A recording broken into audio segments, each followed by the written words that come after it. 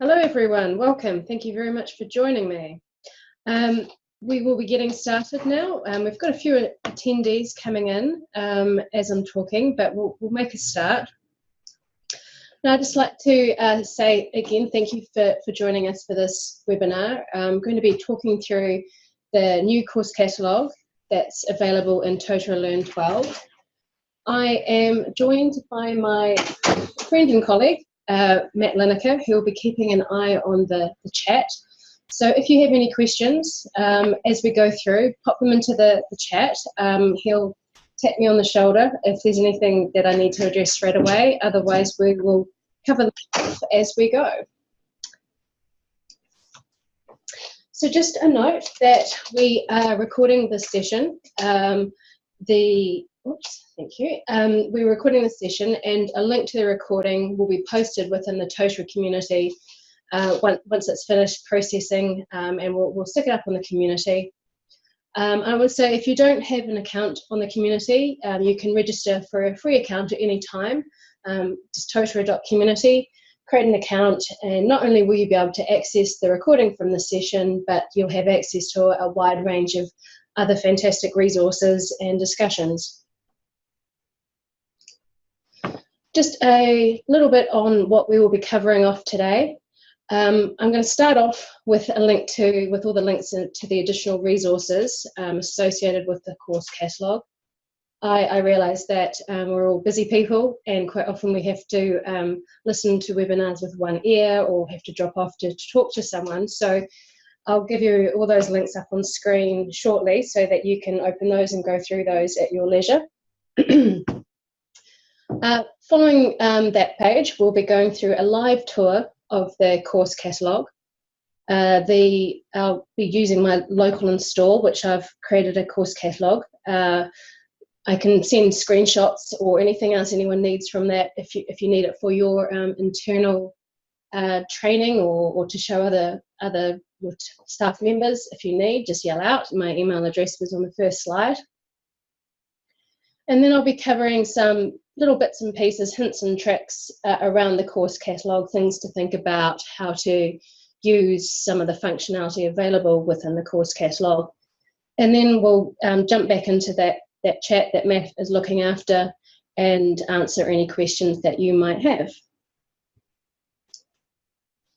So here are some of the resources that are available to you around course catalogue.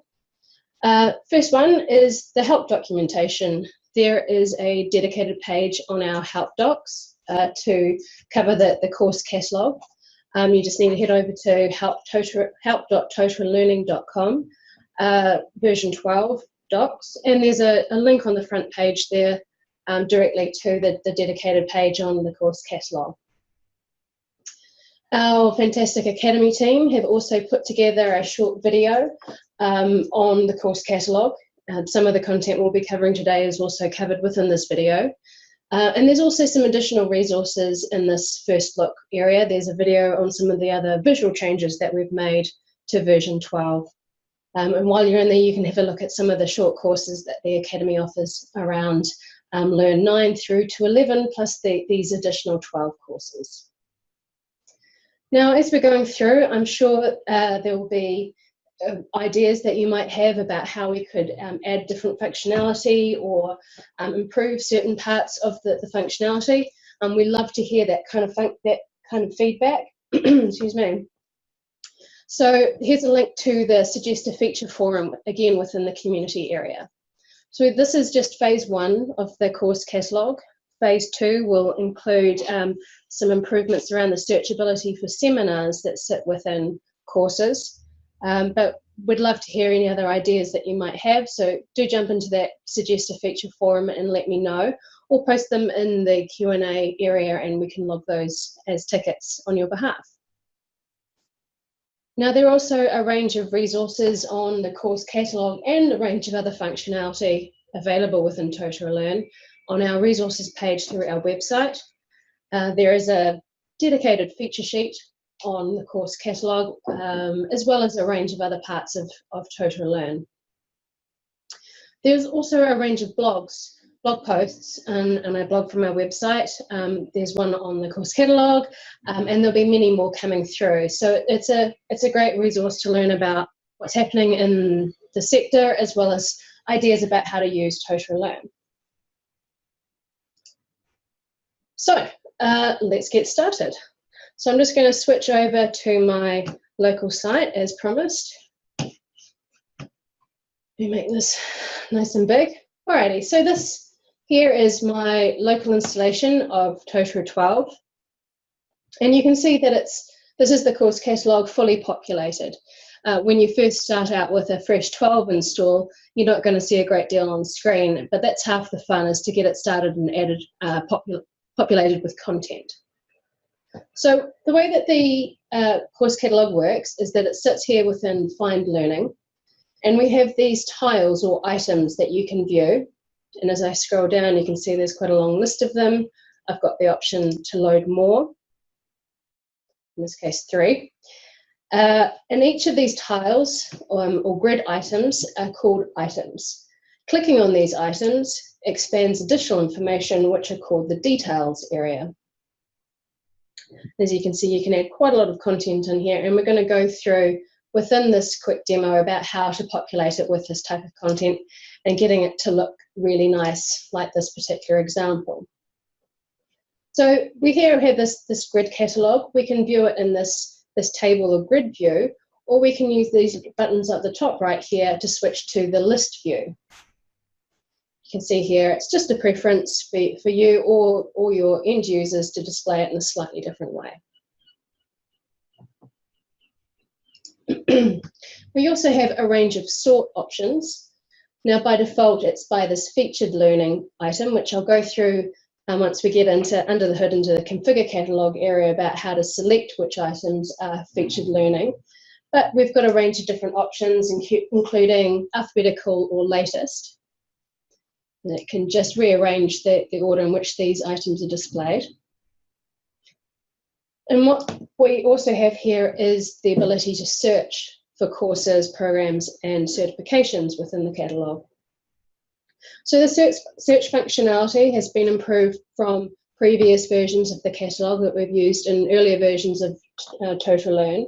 So now the search will include the name of the learning, whether that be the course, certification, or program, any summary content within the learning item, and any text-based fields that may be sit within the course, the certification or program.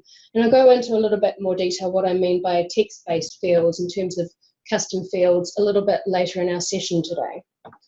I should add that I would expect today's session to last around 20-30 minutes with plenty of time for questions, just in case anyone needs to run. So for example, if I enter in management here, I now narrow my view down to those items that either contain management in the title or have a tag which includes the term management, or has summary text which use the term management. And now you'll also see down here that within the sort by area, there's now a relevance sort by option. Now I'm just going to clear that search and bring everything back. Another way to narrow down the field of content that a user will see, knowing that it's really important for learners to find the right learning at the right time, is this browse option at the top here. Now this is currently set to category, and you can see if I expand it further, I can even drill down to subcategory level or subcategory level if I want to, and I can filter the content based on which category this item sits within. If you want to search for or narrow your search based on more than one criteria, such as category, you can use the filters, which are displayed down the side here. And again, I'm going to go into a little bit more detail about filters once I get into the configure catalogue area. At the moment, what we can do is we can select an area and drill into all courses that have a blended option. I can look at anything that is based on weekly format, and maybe just look at courses. and we get some results. Here we are. Now, once you filter or search or narrow down the view of any of the learning within the catalogue, you can share this specific search with other users. So I can use this share button, and I can copy the URL, which will apply all the different filters that you may have applied to your specific search, and send that to a friend or colleague. Noting, however, that the people that you send this particular search to may not have the same access rights or visibility rights as you may have. Right. Let's get into the configure area. Unless, Matt, you think there's some questions I should talk about now? Just, Erin was asking about the fact that you used to be able to search for parts of words in the past in the old catalog. It doesn't work in the 12. Oh, is that right? So just you can use tags, can't you? Of course you can use tags, yes. You can use tags to narrow down the field of view within the filters area. There's also the option of custom course fields, which I'm going to go into a little bit more detail because that offers a wide range of options in terms of identifying and finding learning for individuals. Cool, thank you. Alrighty, so let's get into under the hood. So, assuming you have permission to do so, you can get into the course catalogue via the catalogue itself, or you can go via your administration menu, which you'll note is now at the top here in version 12. Now, the first thing I'd like to point out is this, this tab-based structure. So, typically, you do tend to move from left to right to configure the catalogue, with the first tab being the Contents tab. And this is dictating which learning types, what types of learning, courses, certifications, or programs will be displayed within your catalogue. Now, some organisations choose not to show certifications and programs in their catalogue because users are enrolled in those types of learning, perhaps by audiences or manually by an administrator instead. But others have all three learning types displayed. Of course, using the filters functionality, learners can filter out certifications and programs if they're only interested in course content. Whenever you make a change, you can either undo that change, or you can save, or you can just cancel out. The next tab, the General tab, there's a lot happening here on this General tab, so I'm going to take a little bit of time on it because it's a great example of how the rest of the course catalogue works. So the first option is the View options, and this is that change in display that I showed you right at the start. You can, as an administrator, choose whether the individual viewing the course catalogue can change their view. You also have the option to select the number of items which are displayed before that Load More option appears. And you can choose what browse menu is displayed. Before we saw earlier the category was the option that I had displayed.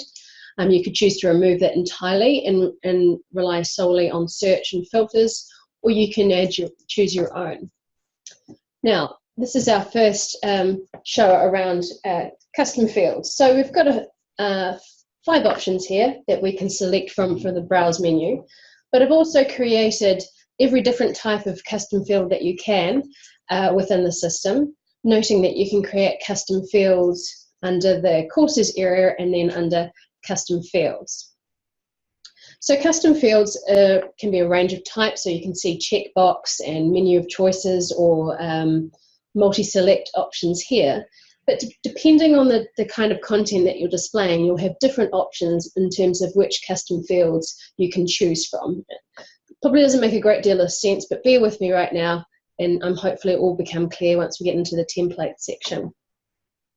So having custom fields means you don't have to rely on these 5 default options in terms of what browsing options you have. So you may have a tick where people will only search for those courses which are induction based. It could be that they only want to search for items that are on the management track, or it could be that they want to do their browsing by the number of hours that they're going to have to invest in the study that they choose from the course catalogue.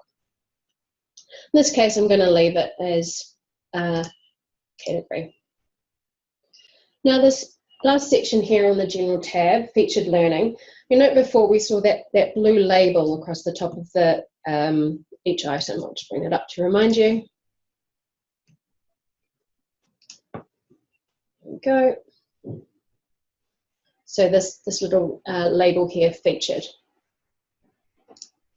And this featured learning option dictates which learning items will be labelled as featured learning.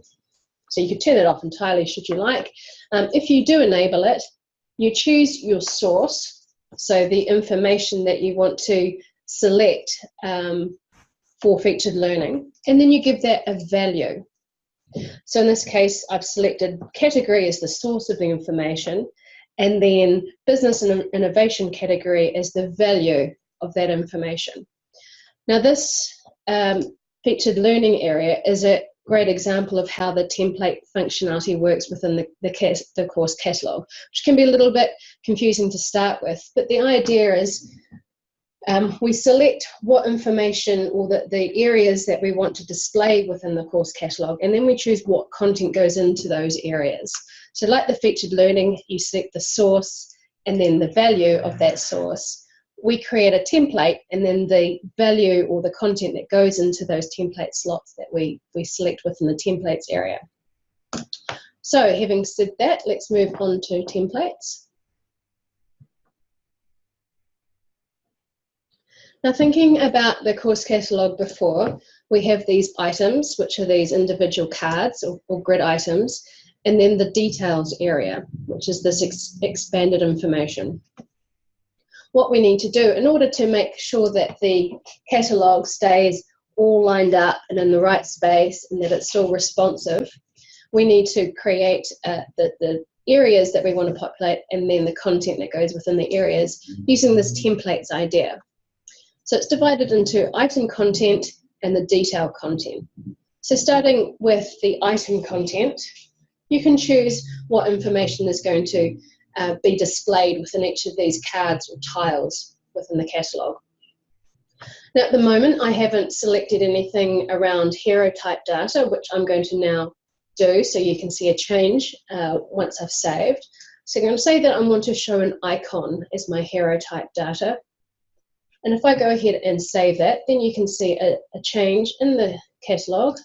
Let's refresh it. So before there was no hero data. Now I've updated that template. There is now hero data displayed because I've previously selected course icon for my hero data. Oops, there we go. I've selected description, and I've selected to have 2 additional text placeholders. So if I was to go into now the item area, I shall see 2 areas under additional text place, so 1, 2 for each of the different learning types of information that I can populate. So again, the template is the source of the information, and then the items and the details tab select the source of that information. Just jumping back to templates quickly, just to cover off those last 2 items within the item content area, I've got icon placeholders enabled and progress bar enabled. So just coming back to detail in just a second, I'll go to item, and you'll see now that I've fully populated this. However, I could change any of these values as I need to. So at the moment, the title that I've selected is the full name of each course, but I could change that to a separate custom field or even the short name if that's more applicable.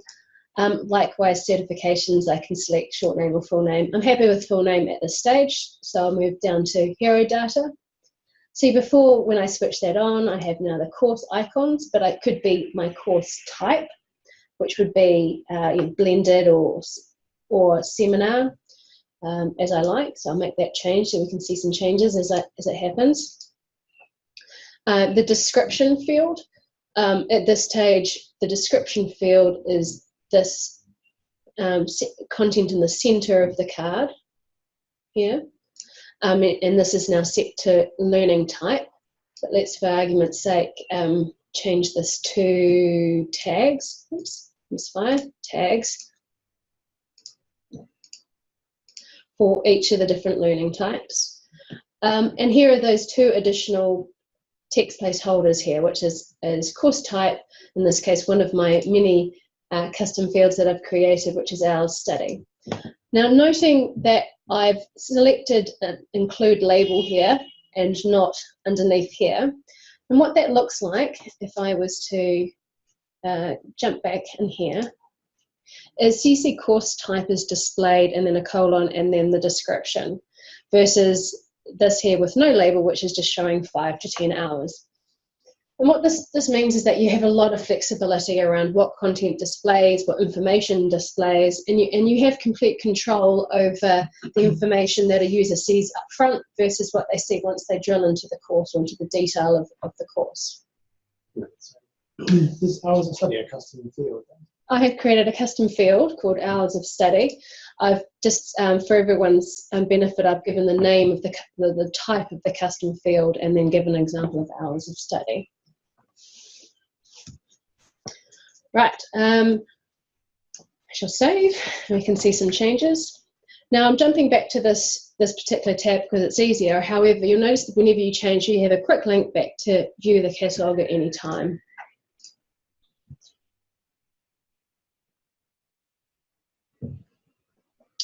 Alrighty, so now you can see some of those changes that I've just made.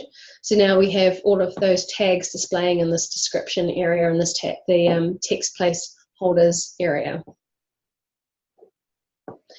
We also see that hero data or the icon has changed to the different type of learning. And if I hover over it, there is some alt text there.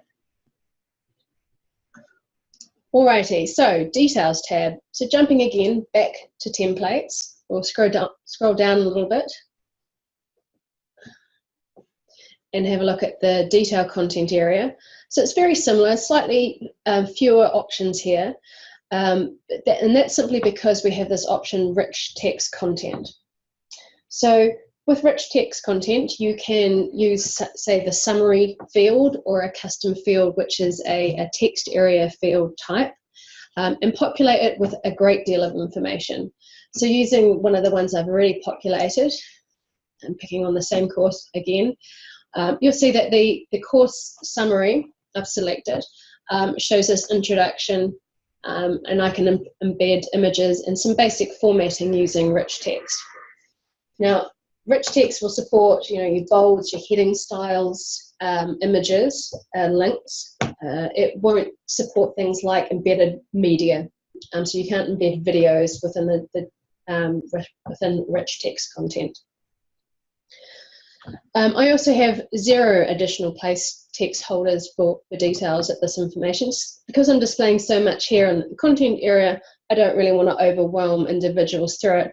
And you'll see here, if I go to the details tab, I have no options for those additional text. It's a much shorter screen here. With the rich text, just to go through that again, in case it wasn't clear, when you create a course or a certification or a program, you have an area which has an HTML editor where you can add some information about the course or the program or certification. You put some content in there, and you can pull that as your rich text content to display within your details area of a course catalogue tile, or you can create a custom field.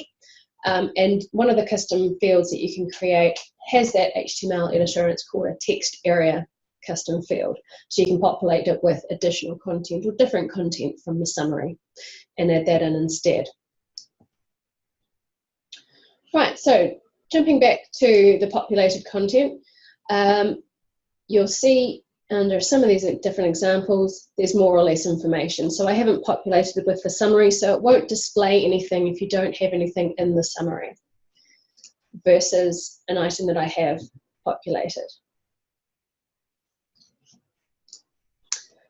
Right, lastly, but certainly not the least, is filters. Right, so there's a number of filters that are available just out of the box. You'll see some of them listed here. and any of the custom fields. So this is means that you can create as many different types of filters as are applicable for your organisation and your learners. And the great thing about filters here is that you can change the title as you need to. So rather than course type, that might be type of learning, that might be more applicable to your learners, and you can add them as you want. I don't think I'll use category actually because I've already got that as a browse option. I might filter by tags, and I might choose hours of study for an additional feature. And because I've called that particular custom field menu of choices, so I knew what it would look like, I'm going to remove that and tidy that all up. Also, I don't want default collection being displayed here. So once I've made those changes, press save, and I can reorder them as I need to up and down, and those are the order in which they'll display within this page here. So now that I've added a couple of additional filters, you'll see them now here down the side of the page. Right, come to a nice pause. Are there any questions for me? Yeah, so one question was, could you have several catalogues in one instance of Totara? No, there's just one instance of the catalogue, and that's, covers all learning within the one Totara Learn site. So for example, if you wanted to put courses, certifications and programs, each individual catalogue, you couldn't do that? Not within version 12. Within version 11, they were separate, but they were using a different type of catalogue. This is the new catalogue. Previously, they're using a report-based catalogue. Okay. I'm assuming that if a course has several custom fields ticked, it'll appear in multiple searches. Question from Monica. That's correct. Yeah. That's great. Good question. So Rick's asking, can I populate the detail area from custom fields that I created for courses so that the detail area is dynamic, automatically fed from those fields? Oh, that is a great question. Yes, you can. And in fact, if I move on or back to my slides, that was one of the things I was going to talk about. So bear with me a second and I'll get to that. I'll answer that in just a moment. Good question. Actually, Bob, we'll come to those at the end, I think.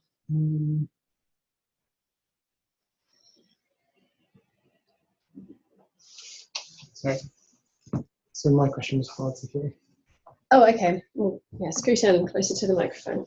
So the question from Rick was just, can I populate the detail area from custom fields that I created for courses so the detail area is dynamic and automatically fed from those fields? Meredith said she'll answer that question in a moment.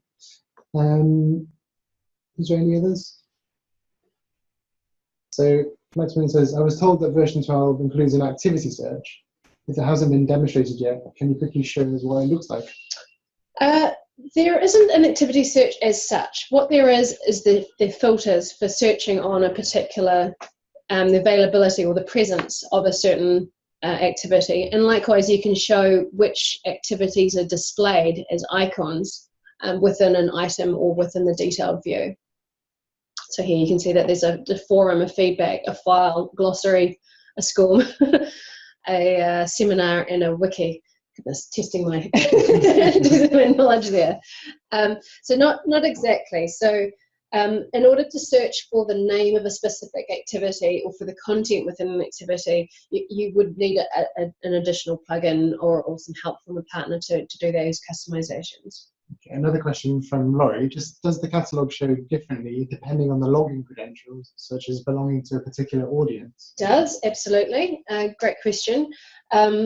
So audience visibility applies across the entire catalogue. So if you have visibility or do not have visibility to particular learning items, that will be reflected in your view of the catalogue, and will also if you do share a particular filter, those audience-based visibility rules will apply to the user who follows that link.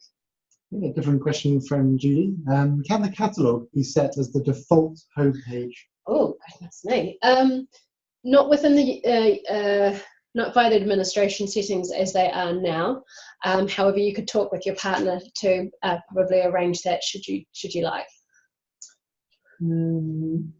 So Bob's asking, we've noticed in our V12 development environment that the featured label appears on all of our training when we enable it, even though it's restricted to a specific category.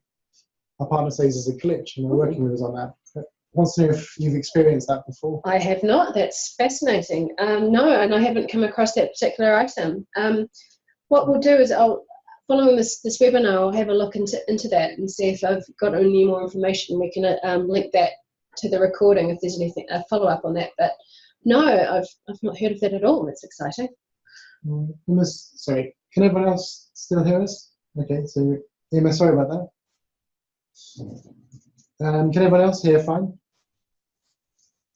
Hopefully. Yes, excellent. Thanks. Wow, okay. Yes, good. Thank you, everyone. We'll carry on. Sorry, Emma.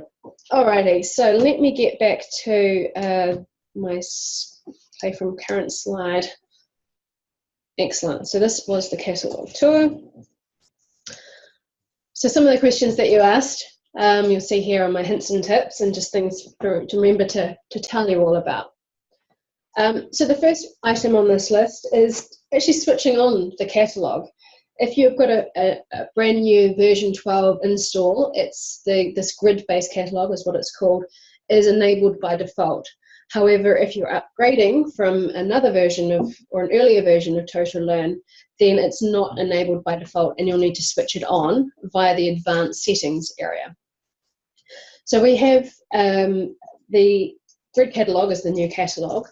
The previous catalogue, so in version 11 and a little earlier, was previously known as the enhanced catalogue, but it was, we feel this new one's far more advanced, so we've renamed that the report format or report catalogue because it was based on an embedded report.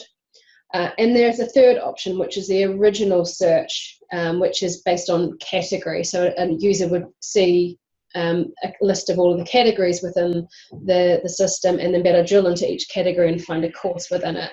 It's a little bit more basic, but it works for some organizations. So if you go into the administration menu and advanced settings, at the very bottom, you've got a drop down of those three options to turn that on. Good question. Can you use multiple languages in the filter headings?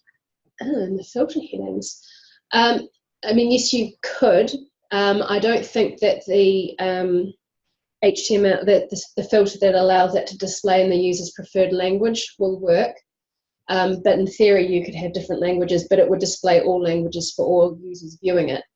But that's a really interesting idea in terms of being able to apply that multi-lang filter to filters. So thank you for that. Yeah. I'm leaning over Matt's shoulder to see who asked it. I can't see. Emma asked it, actually. That's brilliant. Okay. One thing I didn't point out while we were doing the demo is that there are default images that are available. I'd fully populated most of that catalogue that we saw, but there was a little grey swirly icon that you might have spotted, which is the default image. And what you can do is change that default image for courses, programs, and certifications separately as you need. So just jumping back to my site again, right, which I may not find right now. Okay. Anyway, we go to courses within the courses under the site administration menu, and then there is a course default settings, and there is an upload area within that allows you to go in and change that default setting. Just bringing it up now, hopefully on screen. There we go. So under courses and categories,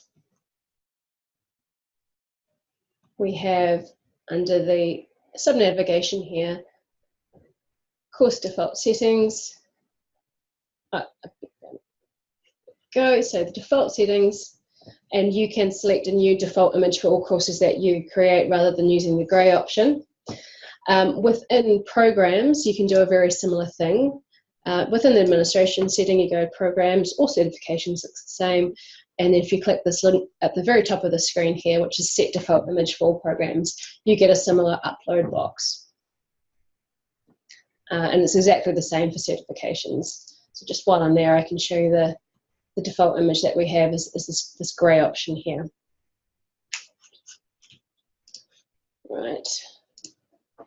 Another thing to note is that any images that you upload to courses, programs, and certifications for the course catalogue will also apply when you add course links using the featured links block, which means that you can have some really nice synergies between the front page and any featured links blocks that you might have and the images that display with the course catalogue. So users can link an image or a series of images to different content that you have within the system.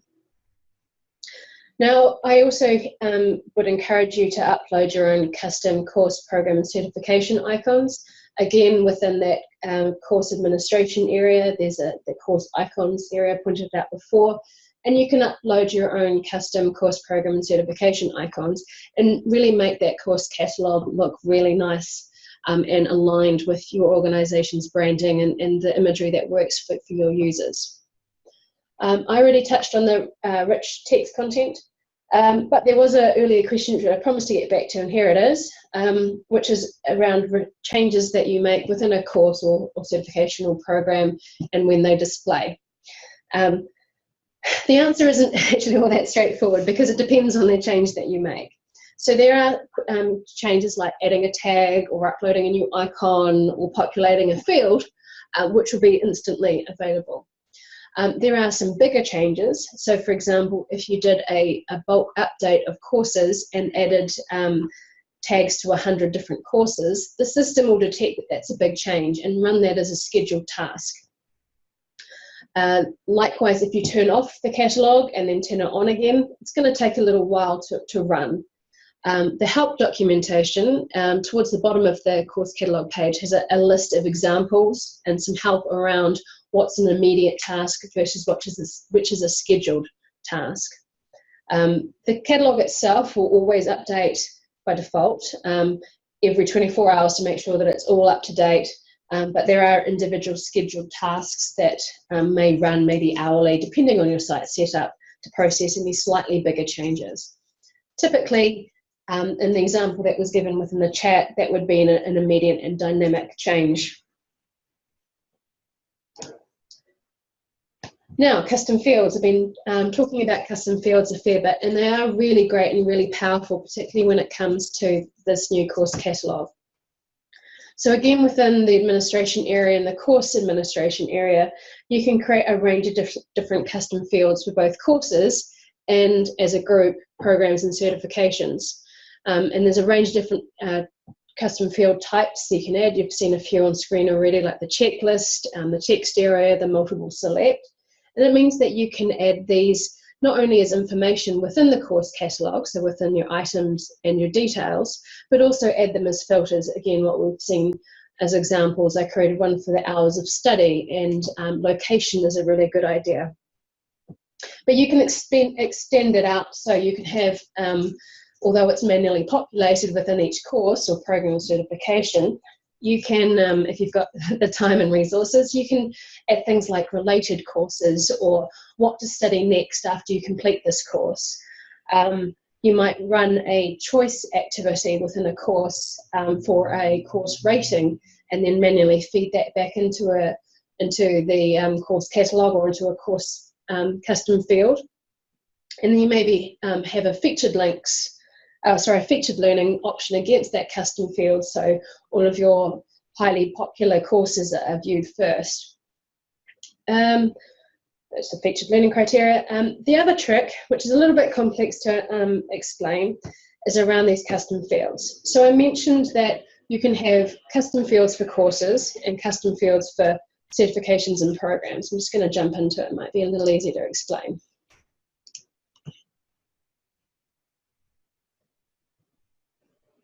So, custom fields here. We've got two tabs, courses and programs and certifications, and here we see some of those custom fields we've been seeing on screen for a while today. So what you can do is within this area here, if you create a custom field within courses and then create an identical custom field within programs and certifications, and in this case I've done one for hours of study, and by identical, I mean the same name and same type, same options and same short name. So even though it says it must be unique within programs and must be unique within courses, then it means that if you add that item as a filter within your course catalogue, it will select content from both matches for both courses and programs and certifications rather than being separate filters. So in the case of hours of learning, you'll see that if I select different values here, that different learning types will show up. So this is a certification, and these two are courses. Likewise, if I select 8 to 10 hours, oops, not both, then I have just 2 courses as an example. Actually, no, that's a lie. This is a certification. So, and this is a course. Versus 2 different types of filter. So it's a little trick so that users can filter down and find both types of learning with the one filter. Right, I am ready for you to hit me with more questions if there are any. So Linda's just asking, how do you upload a specific image to a course? How do you do that?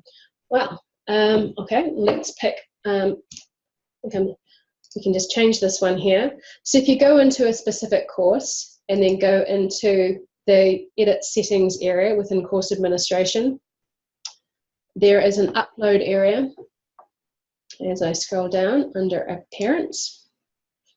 And it's a matter of either dragging or dropping a new image there or going through the browse and add area. I'm going to download all files. So you can add a new file if you want to. Very easily. Very easily, yeah. Yeah. So Cassie's asking, how can you tell which cards are for a course versus a program or a certification? Well, you can add that as in the description field. So I had that as one of the options before. I changed it to tags, but you can display learning type as one of the options in the description. So I can go ahead and do that now.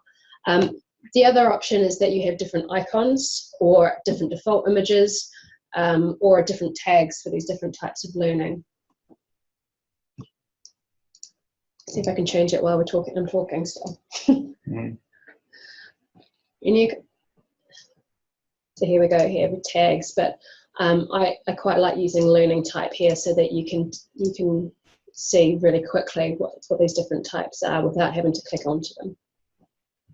The other option is that when you go into view that particular catalogue and click into the details, it will say go to course or enroll in course. And you can tell it's a course versus a certification here. So because I'm in administration, I've got edit, but otherwise it would just be go to certification or enroll. Well, not enroll, but go to certification. So yeah, we see now that they're displayed here.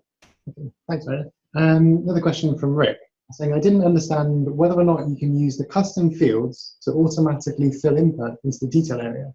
For example, let's say I want location to display when they view the detailed description of a course, and I want the area to be populated by values stored in the location custom field. Oh, okay. So I think there might be a little bit, perhaps I wasn't clear on this. So the custom field for location would be a separate piece of content or a different source of information that you would add to a tile item or a tile detail area. If it was in the summary area, that would be one area. So that you'd probably use that for select the sources being the rich text content. So if you wanted a location within the detail area, you would add it as another piece of information that would display down here as a separate custom field. However, it wouldn't be embedded within this particular content or within the course summary. If I go into a course, it might make it a little bit clearer for Rick. So if I go into a particular course and go into the edit settings area, a list of all my custom fields, course custom fields are displayed here at the bottom. Okay, so here are some custom fields, and I've populated them with some information, some of them don't have any information. So those are the custom fields. Now, if I then go back into the catalogue,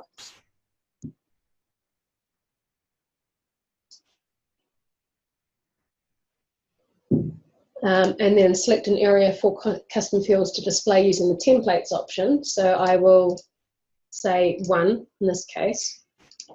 So the moment, before it was 0, so I wasn't showing any additional information within the details area. Now if I go to the details option, I have the ability to add more information, including the custom fields. And again, what information you can display in terms of which custom fields are displayed here is kind of sense-based or logic-based. You couldn't display the location. You wouldn't want a big Google map to pop up on the details area. So for example, hours of study, I'll save, and then we should see that within the detail. Oh, that was courses, that's fine. Go into the courses area. And if I dig into it, whoop, down the slide here, here we go, hours of study.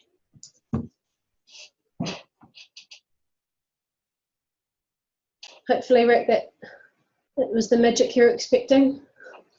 It's not at the bottom, it's the side. It's only rich text, I should say, that adds displays at the bottom unless you put in that content at the bottom.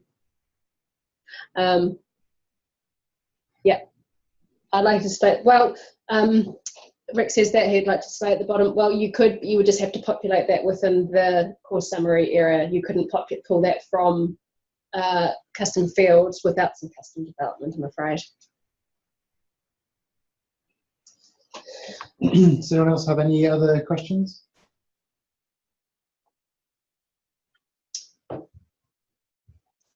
Okay, it doesn't look like it, but of course you're more than welcome to reach out through the community as you need to. Hopefully that was helpful for everyone. Again, we'll be putting this recording in the up on the community, and a link to all of those resources will be available to you. So thank you so much for everyone who has joined. Thank you very much, Matt, for looking after the chat and helping me with questions. Thanks, Meredith, for leading the webinar. No problem. All right, thank you, everyone. I hope you all have a great day, evening, night. Thanks very much.